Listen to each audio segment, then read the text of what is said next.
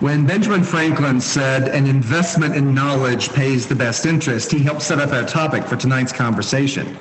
We're really excited to have the opportunity to invest in our personal knowledge when it comes to the topic of investing in our finances. Well, Holland, that was a lot of investing, but that's a good thing because that's what we're talking about tonight.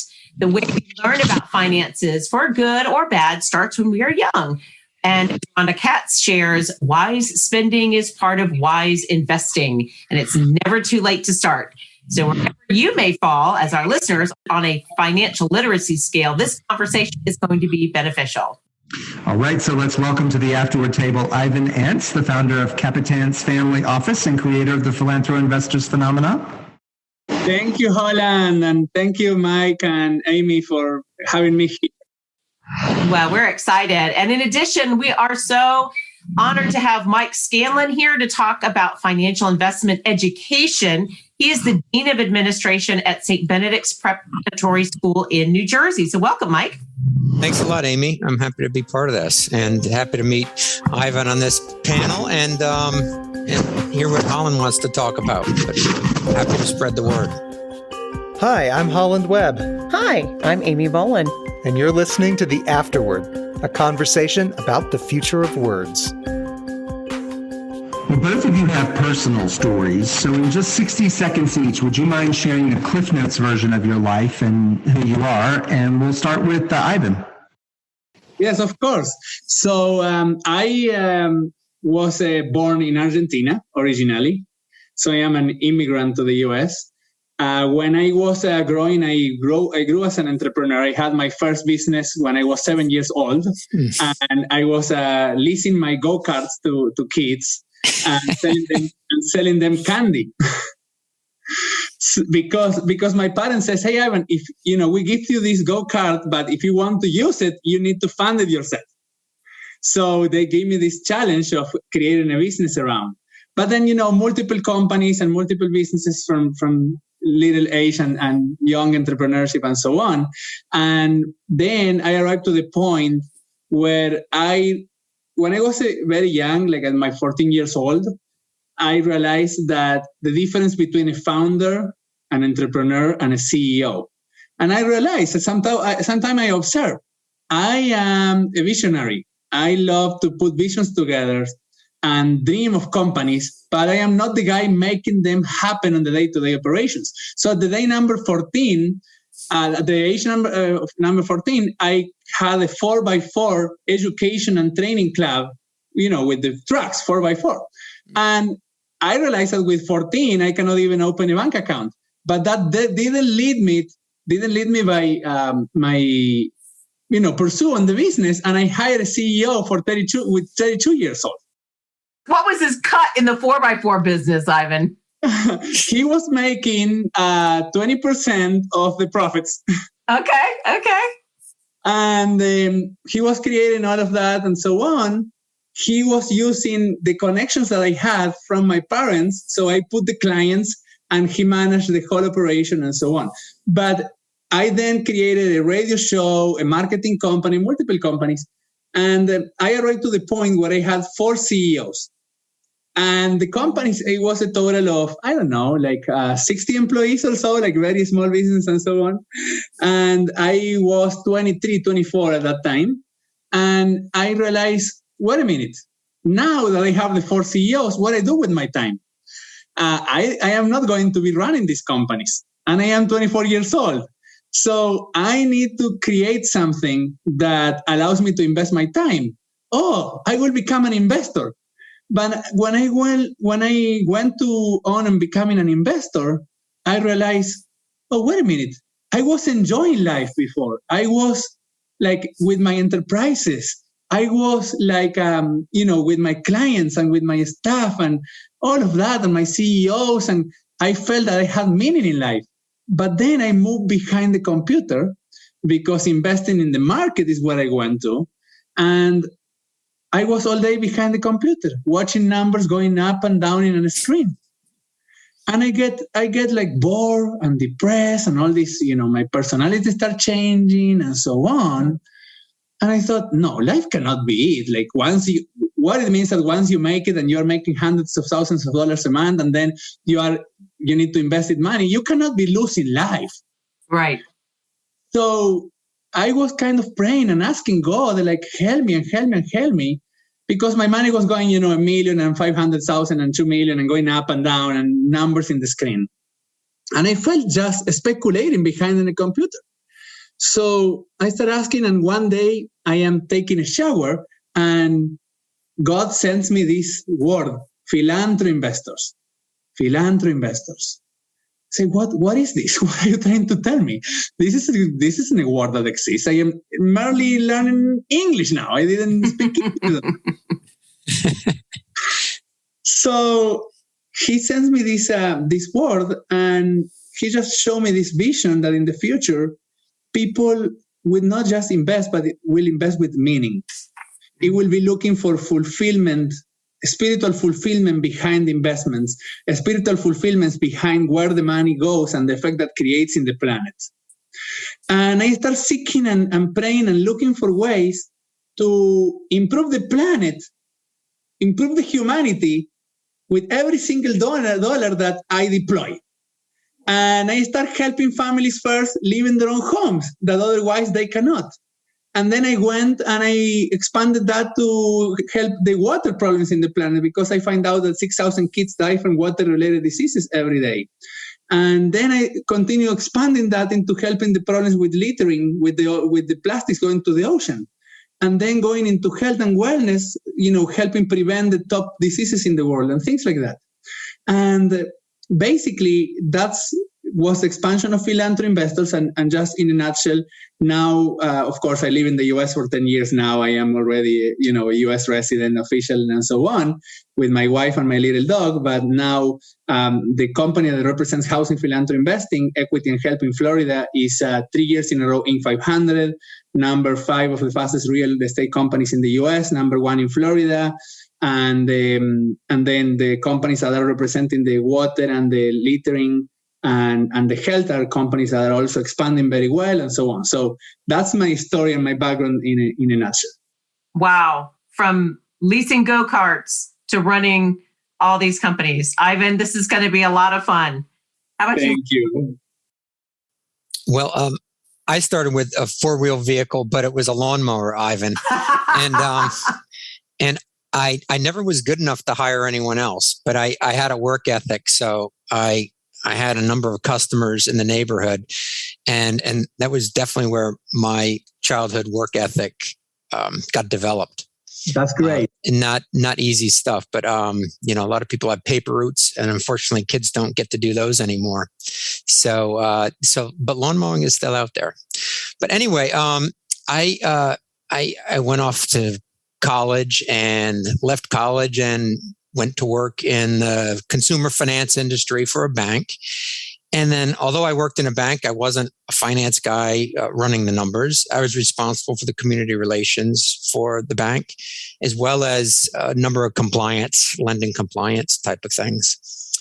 And I dabbled for several years, I'd worked in education, alternative education, right out of college, actually on a gap before the bank.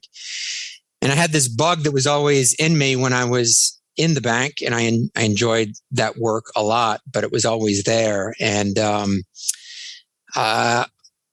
along the way, in the course of my work, I discovered St. Benedict's Prep in Newark, New Jersey, and through a fortuitous story. And it's been 25 years ago. So I arrived doing a variety of things, and I became the assistant head of the school and was doing that for a number of years.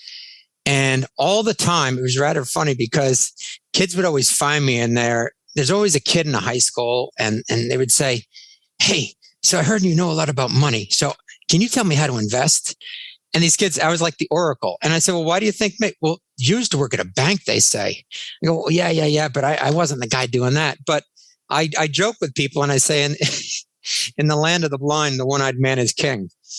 And I felt the hunger of the kids who were dying to talk about this stuff. And my way of handling initially was to put them off in as much as I would help them find resources to learn about it.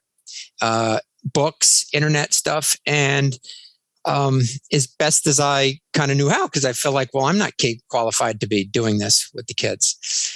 And then the longer I was around and kids kept talking about it, and right around the start of the pandemic, this club idea, an investing club at Benedict's, was born, and it was one of the benefits of the pandemic. And so the dive I've had into in the education side of it, in addition to my personal part, but the education side of it really began 3 years ago out of necessity and out of an opportunity. Yeah, but you have really taken this program to huge. Yeah, it's been great. Return on investments. Yeah. That's exciting. Really exciting. Well, Ivan and Mike, we're so excited that you're here. I feel a little in awe of a 14-year-old CEO, director, and a oracle, because goodness gracious, that's exciting with both of you. So we need to do a little term definitions, because even though most of our listeners may have some understanding of what they've heard these words, they may not understand what they mean. And so in order to kind of level the playing field for everyone, I'm just going to do a quick lightning round. Here's the word, the phrase. Either one of you jump in, let us know what this thing is. Okay? All right. So the first one is Federal Reserve. What is that? We are hearing a lot of this in the news right now.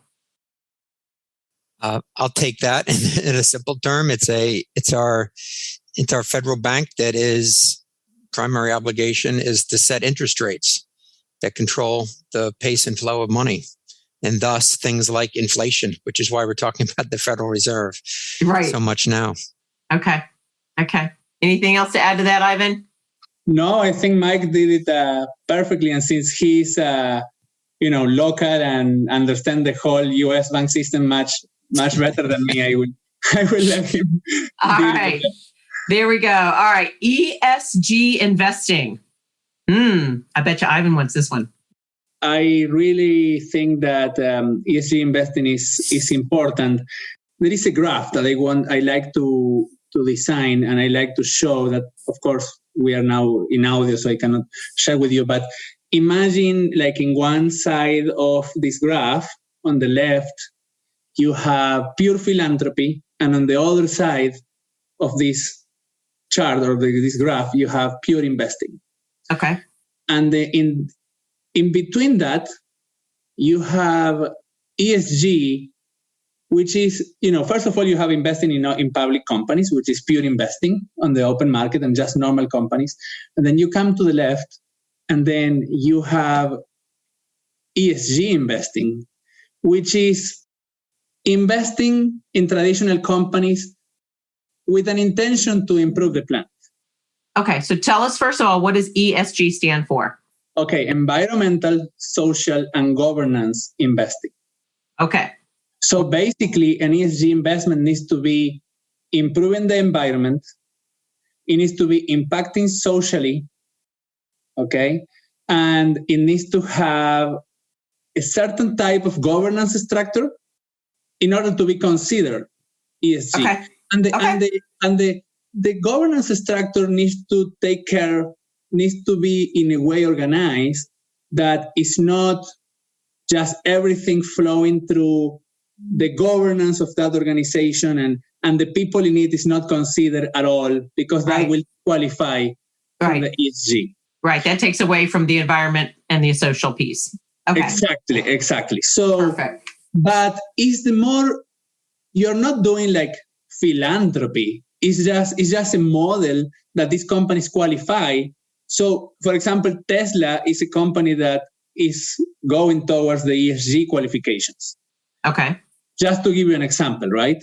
But then there is multiple other companies. Normally, companies that are doing, solar energy or taking care of the water in the planet, but are open public companies that you can just buy their stock. Okay, perfect. Let's take this one more step, though. You just said stocks. What do you mean by stocks and bonds then? Okay, so stocks and bonds are two different things. So the stocks, it belongs to a company. sometimes a corporate in the corporate world will issue a bond to get debt in order to finance themselves. There is some companies in the ESG world that they issue what they call the green bond. And the green in the green bond, basically you are investing, the company is now incurring debt with you through a bond. But this green bond is for a company that is an ESG company. So the ESG company issues a green bond because that money is used to improve the planet somehow. Got it. Mike, anything else you want to add to either one of those? No, I leave the ESG to Ivan because I find that fascinating learning about his business. And stocks, what I say to students in simple terms is a bond is when you loan money to somebody. And it's a specific type. It's like loaning money to a friend. And we all have friends that we say, yeah, I got a good shot at getting my money back from that friend. And from that friend, I got a lesser shot at getting my money back. So based on what you think of the risk of that loaning your money to that person, you charge a different interest rate. Well, the same thing is with a bond with a company or with a municipality is based on what their track record is of paying back. They charge an interest rate. You are paid an interest rate for your money. And so it's a loan. Stock is ownership.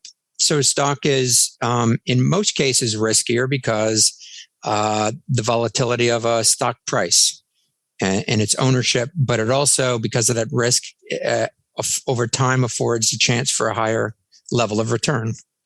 Okay. So ownership and loaning. That's a way of thinking about the two.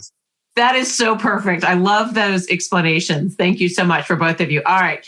So hearing a little bit about this, but asset, what do we mean by that when it comes to investing? What is an asset?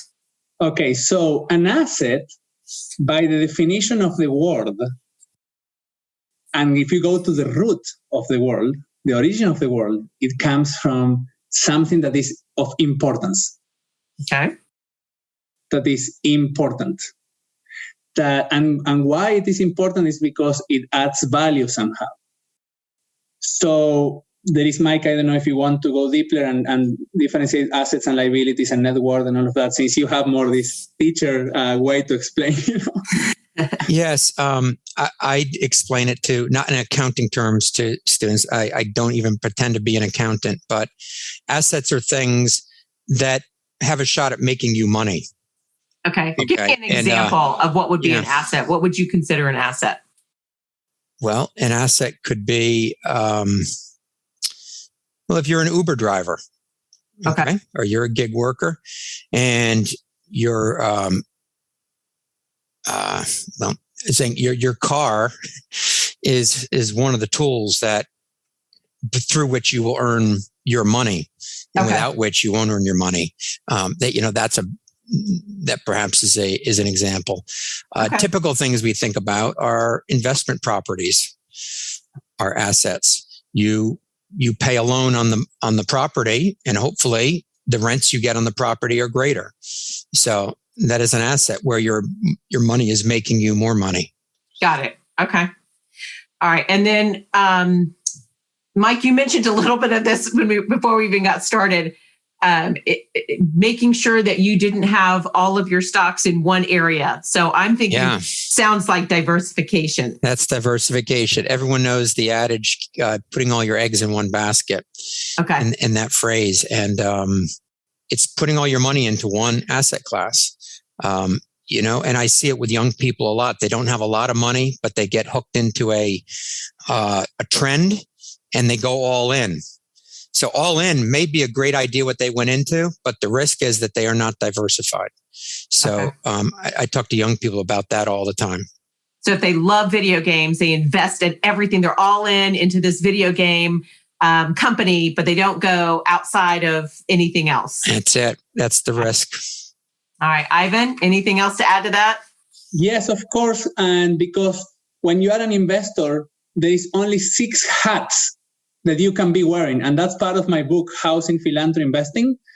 When you are an investor, you can be wearing one of these hats. Either you are an entrepreneur and create and develop a business.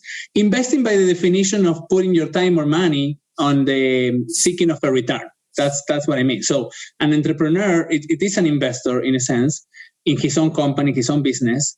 Then you have the leaser, who is another type of investor who lease an asset. Any type of asset, a lot of assets can be leased these days. You can lease computers, you can lease cars, you can lease real estate, you can lease gold, you can lease a lot of assets to people. Go-karts. You can lease go-karts, as I did when I was a kid. It was my first investor hat was a leaser and an entrepreneur, right? Like leasing the go-kart and selling the candies. But then you have the hat of a holder. The investor hat holder is someone that buys an asset because he thinks that in the future will appreciate. And he just holds that asset. So he buys real estate, he buys gold, he buys a stock of a company, he buys anything, even a classic car, because he thinks in the future will appreciate towards the comparison to the US dollar or any currency in the world. And then you have another hat, which is the lender. The lender holds title to the asset or attached title to a loan, and it's a bank basically. So he's getting interest, as Mike was telling before, with the bond. So the leaser holds the asset normally and just get the rent, right? The holder holds the asset and he don't get cash flow. Normally it's for appreciation. The lender holds the asset and then he's just receiving the interest. The entrepreneur holds the asset, which is the company, and he's developing the company.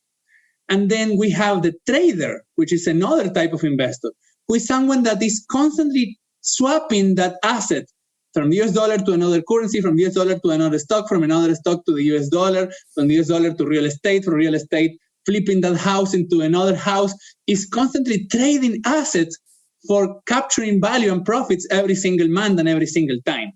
And then you have the last investor hat, which is the enhancer. The enhancer is an investor that is seeking for is buying the asset, is improving the asset, and then is exiting the asset after it has been improved. That's my 2 cents on that for this episode.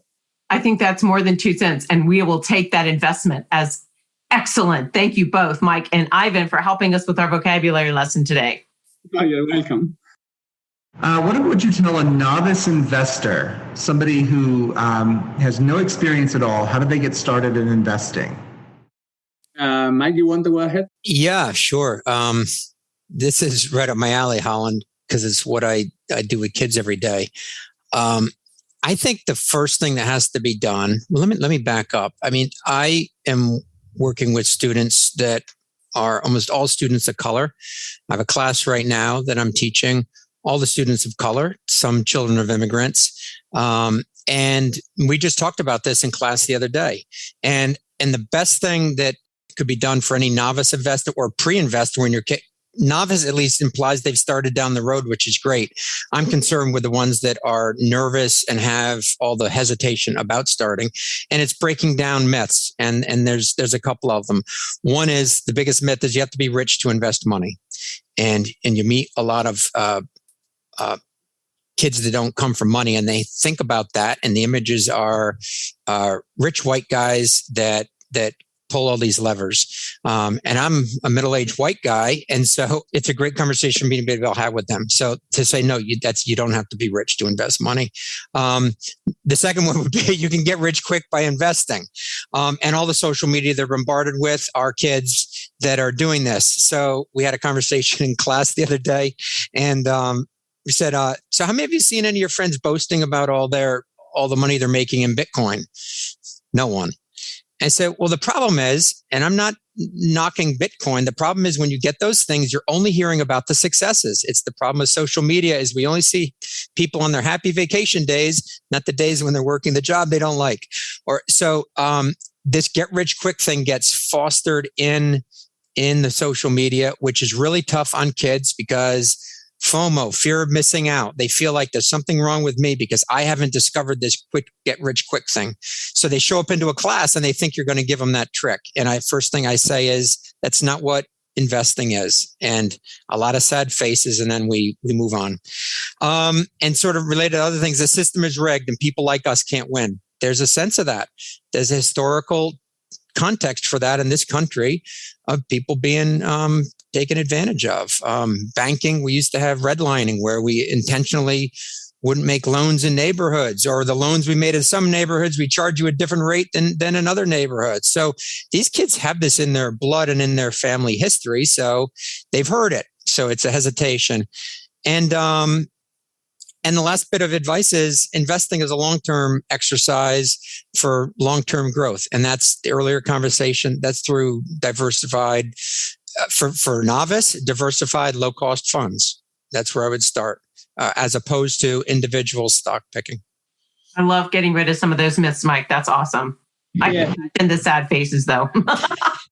What I would like to add to that, Mike and Holland, is that one of my researches, when I did my research on writing my book and so on, I realized that when you look at the word investing and investment on Google, and you go to the Google ranks on how many people is been searching for that word, you will see a huge decline in 1994, starting 1994, down, up, even up to now. Like it's a down from the year 1950 or 60. It was a trend up like this. It's just certain type of technology that Google has on interest and words. And then 1994 is a decline, like huge, up to almost the level of 1970.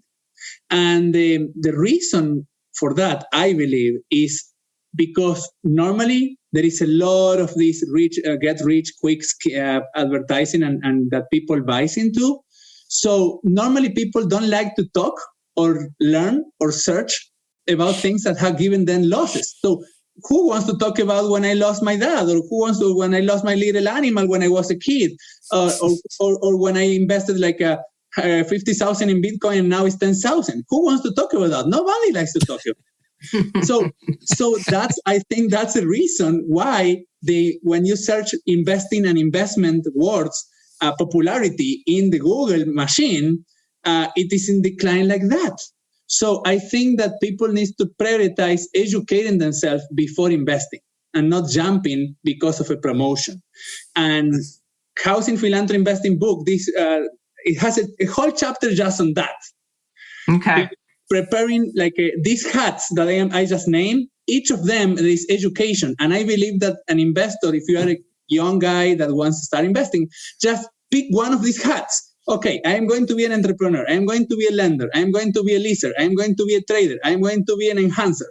Pick one of these hats as an investor and become very good, become a master in that hat and get all the knowledge and practice. But because your grandma came and gave you $100,000 or you had a heritage and you just jump all in. No. See what happened with $10,000. See that you can convert that 10,000 into 15, into 20, and then go into just go into 20, then go into 50, and do it step by step and accumulate the experience in that hat.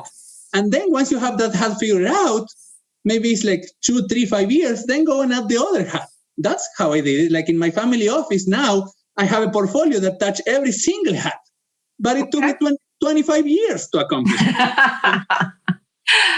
Oh, that's good advice. Holland, did you have a follow-up? No, that's wow. I just wanted to make sure I wasn't going to cut you off because I'm about to tap right into what Ivan just said about this idea of being 25 years, and Mike talked about the time frame. So let's talk about investing and saving. They're different words, and let's talk about the need for both, but how their nuances are different. So either one, Mike, I don't know if you want to start first with that, or kind of give us a little bit of a breakdown. Okay, I can do that. This was a recent discussion, a lesson in a class. The simple way to think about it is savings is the money you need right away.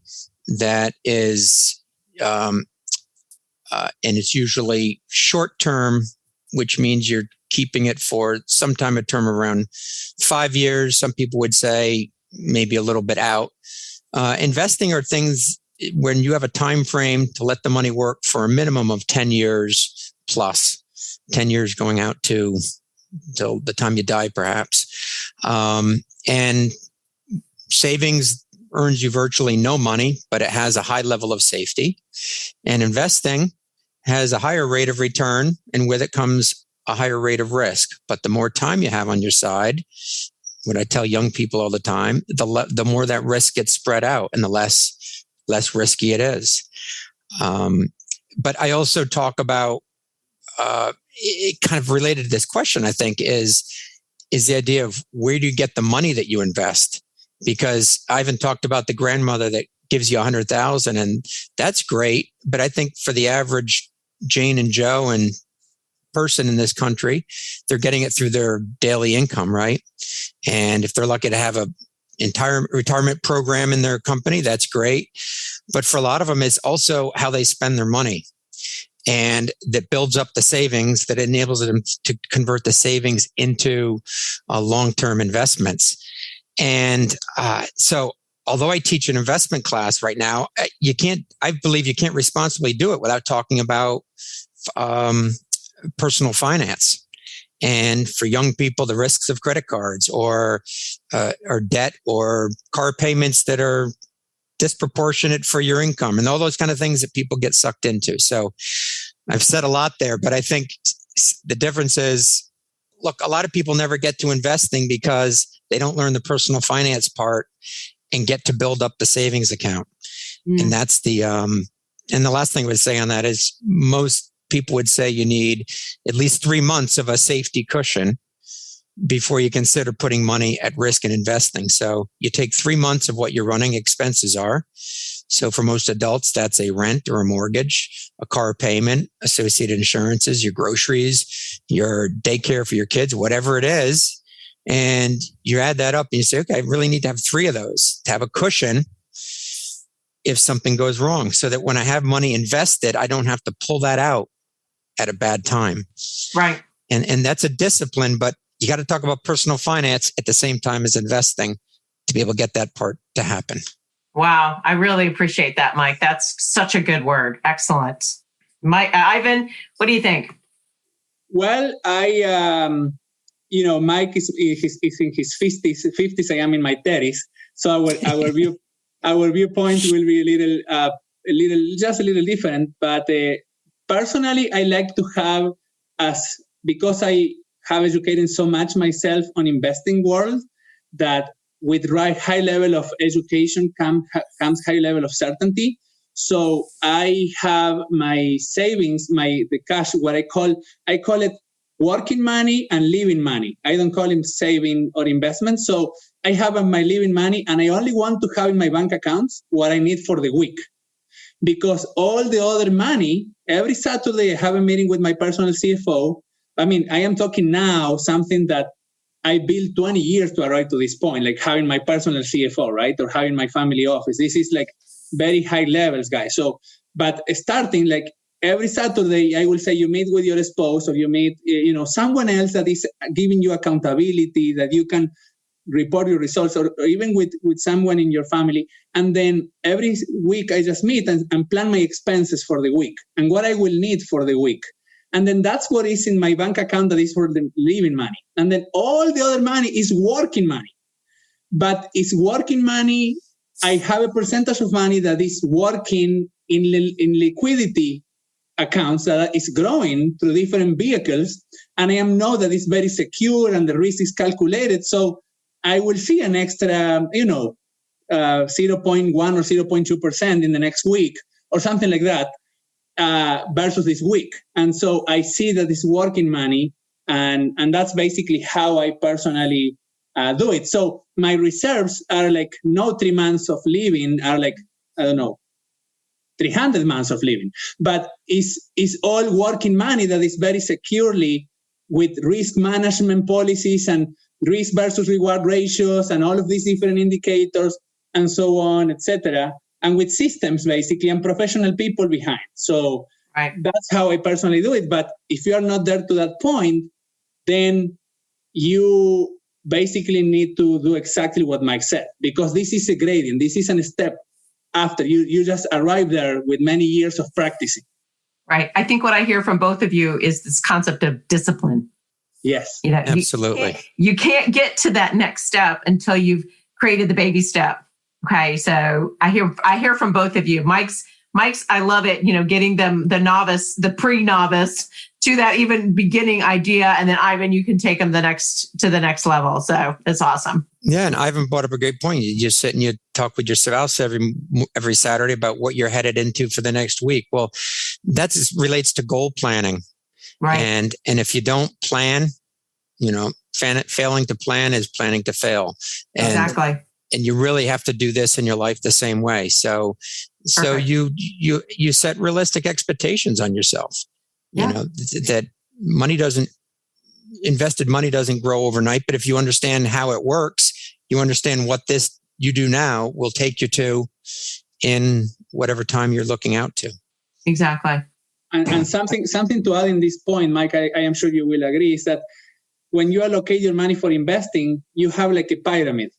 Yes. Which is, right? This pyramid. And in the very bottom is the majority amount of money, but the less risk, right? And then it goes up and it's less money with a little bit of more risk. And then it's less money with a little bit of more risk. And then it's like a tiny money on these Bitcoin things and so on. Yes, that's right. That's right. That's also another big point that I have for my family office. Yes. Do you have a story, just a really quick, short story about a time you were successful in investing or a time you had a learning opportunity in investing?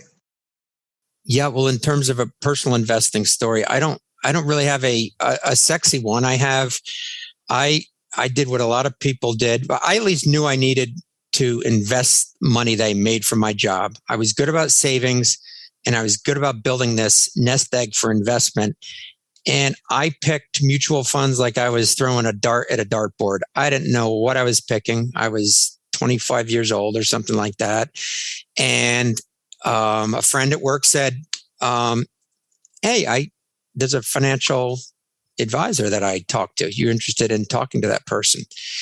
And that's where a lot of my education has come from. And a lot of people don't have access to that. I don't think it's necessary if you learn a lot of the basics about diversified investing and fund investing at the early stages, and then you could advance into that. So my story is kind of about that. Because I didn't have those lessons, I ended up getting professional help early on. But that was, but I tell you one other lesson in that. And one thing that advisor did, which I would have totally screwed this up on my own. I got paid in some company stock, and they said, and the company was growing, and the stock was always doing great. And they said, okay, well, that's kind of out of balance. Now it's time to sell off some of that stuff. I go, well, wait a minute. It's doing great.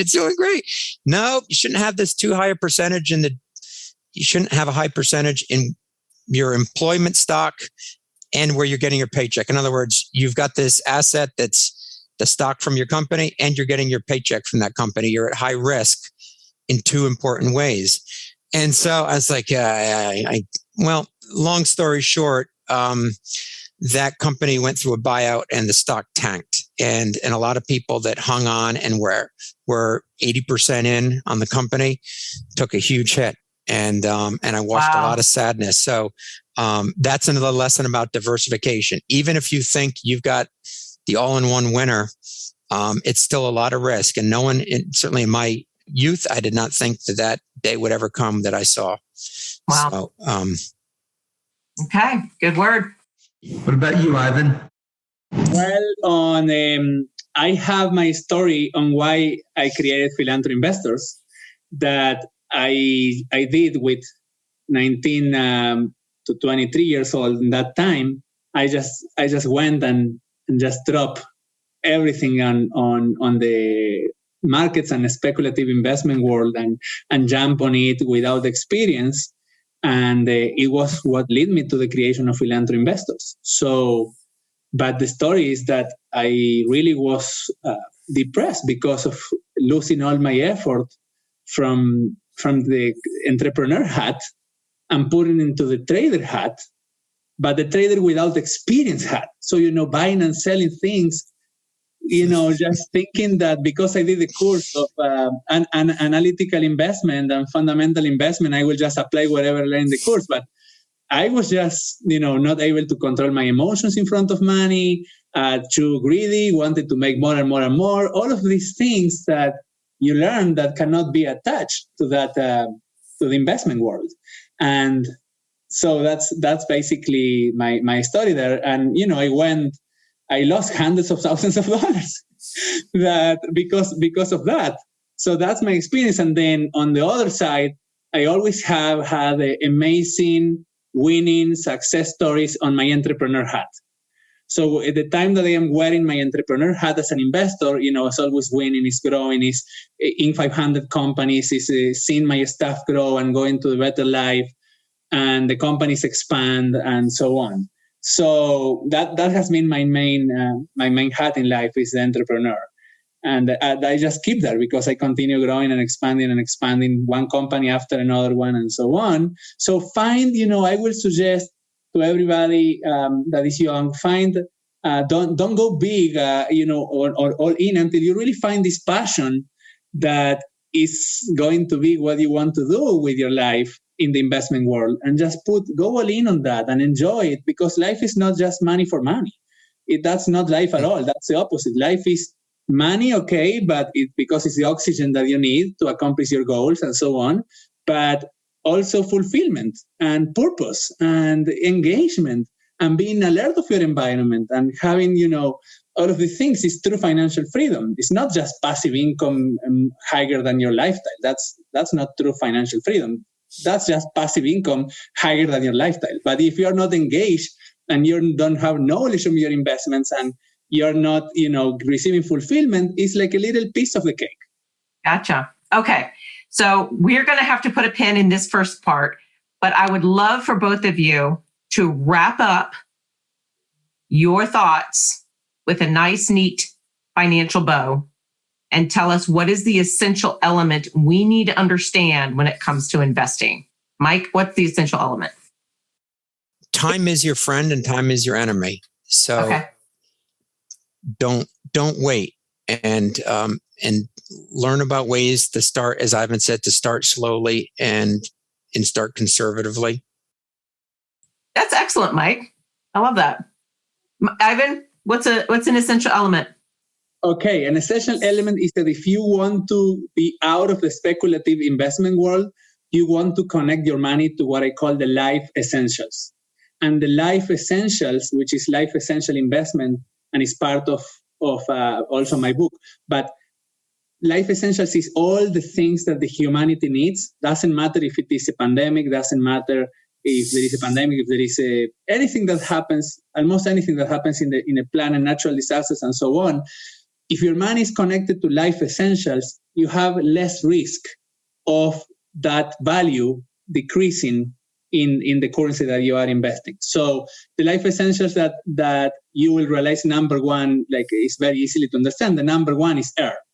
The number two is water. The number three is food. The number four is housing. The number five is clothing. And then education. And I can go on. There is 10 life essentials. But if you have your investments attached into life essentials with fundamentals behind, like good companies, solid leadership, solid assets behind, then you can say that you are away from the speculative investment world, because life essentials are always needed. Okay. Wow. I am impressed. And I have learned so much. I have written down so many notes. So thank you both. We're going to have to continue this conversation. This is really good and really practical. I'd like to say a special thanks to Mike Scanlan and Ivan Anz. We've learned so much in this conversation so far. Looking forward to learning more in part two. While you wait for part two, please go to theafterwordpodcast.com and become a subscriber. Leave us a review and tell your friends about us. And as always, remember that you are welcome at our table.